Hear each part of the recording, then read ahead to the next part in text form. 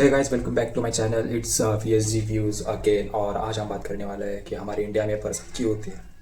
तो पहली बात तो हर साल बरसात आती है और हर साल बाहर डूबता ही है, आप सबको पता ही है। सड़कें दरिया बन जाती है और घरों में पानी भर जाता है और लाखों लोग परेशान होते हैं। केवल सवाल यही है कि आखिर ऐसा क्यों होता है। क्या सिर्फ क्लाइमेटिक चेंज की वजह से है या हमारी प्लानिंग में कोई कमी है? चले जानते हैं।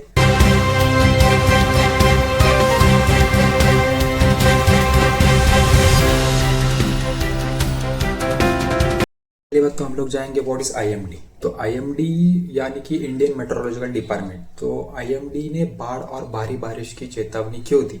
तो इंडियन मेट्रोलॉजिकल डिपार्टमेंट यानी IMD ने भविष्यवाणी की है कि इस बार कई राज्यों में सामान्य से ज़्यादा बारिश होगी।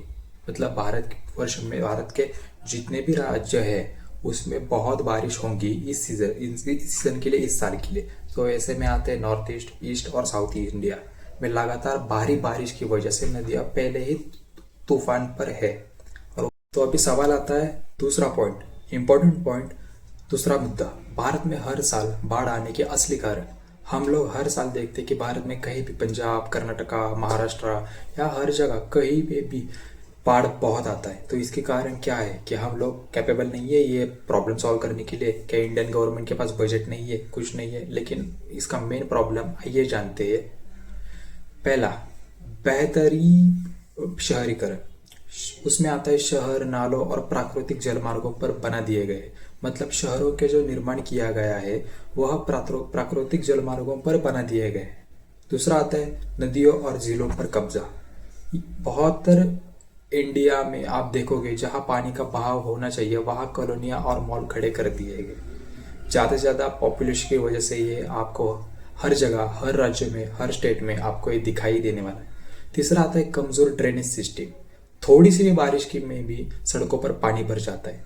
हमारे यहाँ पे ड्रेनेज सिस्टम इतना ज़्यादा वीक है। हमारा वीक पॉइंट इंडिया का यहाँ हम कह नहीं सकते, क्योंकि हम लोग देखते हैं बहुत बड़े सीलिंग, बहुत बड़े जो हमारे प्रोजेक्ट चालू है अभी इंडिया में।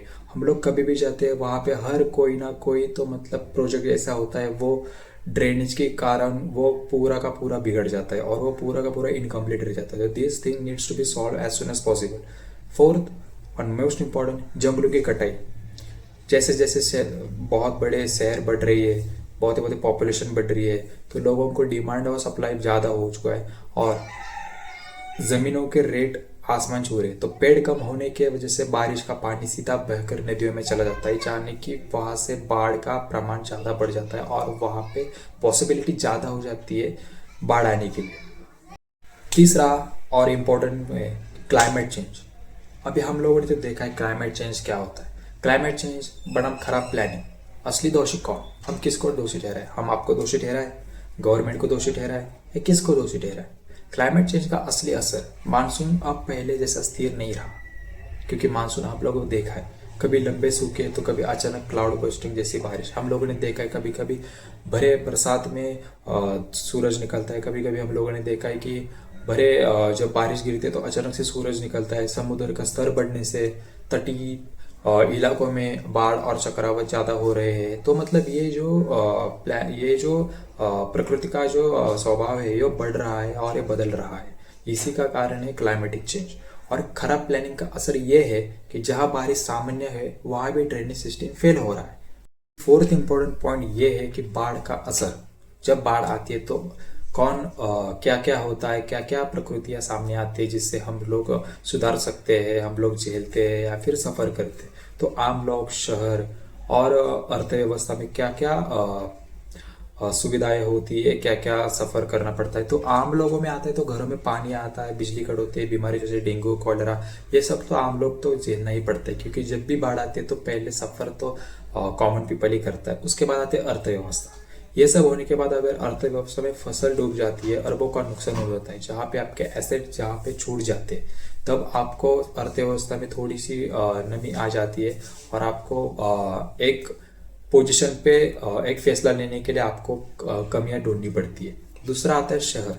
और शहर में जब बाढ़ आती है तो होता है ट्रैफिक, एयरपोर्ट और रेलवे ये सब बंद हो जाते हैं, सड़कें टूट भी जाती है। तो इससे आपका बजट भी अगर बहुत कम है तो उसमें और प्रॉब्लम आ जाता है। देखो, बाढ़ तो प्राकृतिक है, उसमें हम लोग तो कुछ कर नहीं सकते, लेकिन इन फ्यूचर अगर हमें कुछ करना चाहिए तो हमें ये करना चाहिए कि अगर उसमें हम लोग भी कर सकते हैं और सरकार भी करना सकते हैं, तो पहले हम देखते हैं सरकार को क्या करना चाहिए। तो पहले सरकार को ये करना चाहिए कि नदी के किनारे और फ्लड जोन पर निर्माण रोकना पड़ेगा, वहाँ पे कुछ तो करना पड़ेगा। यानी कि जब भी बाढ़ आएगी, जब भी पानी का प्रभाव बढ़ेगा, तो वहाँ पे कुछ ना कुछ तो करना पड़ेगा, जिसकी वजह से हमारा थोड़ा बहुत तो नुकसान होने से बचे। दूसरी बात आता है स्मार्ट ड्रेनेज और वाटर मैनेजमेंट सिस्टम। अगर ये हम लोग लाए तो बहुत ही बड़ा हम लोगों को सुविधाएं मिल जाएंगी, और जल्दी चेतावनी देने वाले सिस्टम और रेस्क्यू टीम मजबूत करनी होगी। अगर कभी भी खुदा ना खास्ता अगर बाढ़ आ ही जाती है, तो हम लोगों को चेतावनी देने के लिए या फिर ऐसा अलर्ट जोन करने के लिए हम लोगों को कुछ तो करना चाहिए। और रही बात लोगों की, तो लोगों के घर में इमरजेंसी किट रखे, पानी, दवाइयाँ, टॉर्च, ज़रूरी कागजात, ये हम लोग को रखना चाहिए, क्योंकि इमरजेंसी सिचुएशन कभी भी आ सकती है और उसके लिए हमें प्रिपेयर रहना बहुत इंपॉर्टेंट है। कचरा नालों में ना फेंके। हम लोगों ने अभी भी देखा है, इंडिया अभी इतना आगे बढ़ चुका है, इतनी ट्रिलियन इकोनॉमी हो गई, फिर भी हम लोग कचरा नालों में ही फेंकते। ये कचरा हम नालों में फेंकना नहीं चाहिए, सूखा कचरा गीला कचरा अलग रखना चाहिए, जिसकी वजह से नालों में अगर फेंके तो बाढ़ आ ही नहीं सकता। आईएमडी और लोकल अलर्ट को सीरियसली ले। ये जो भी आपको बताते हैं कि इनके पोजीशन फॉलो कीजिए, इनके सिचुएशन फॉलो कीजिए। लॉन्ग टर्म में शहरों को प्लानिंग के साथ विकसित करना चाहिए और क्लाइमेटिक चेंज को निपटना ही असली हल है।